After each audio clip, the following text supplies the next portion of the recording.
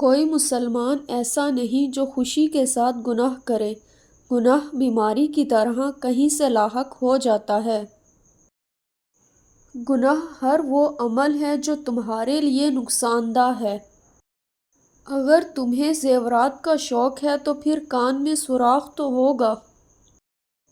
جب تک انسان کا میلان یا رویہ درست نہ ہو، اس کی محنتیں درست نہیں ہوتیں۔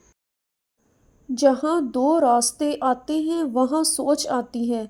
جس آدمی کے پاس راستہ ہی ایک ہو، اسے سوچنے کی ضرورت ہی کوئی نہیں۔ دشمن گھر میں آ جائے یا دوست گھر سے چلا جائے، دونوں حالتوں میں مصیبت ہے۔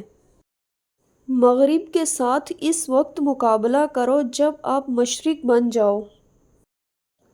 اپنی ہستی سے زیادہ کام کرنا ہلاکت ہے اور اپنی ہستی سے کم کام کرنا بددیانتی ہے۔ اگر آپ یوسف ہیں تو آپ کے 11 بھائی بھی موجود ہیں جو بھائی کے ساتھ ظلم کرنے والے ہیں اور بھائی کے مرتبے کے ساتھ ظلم کرنے والے ہیں۔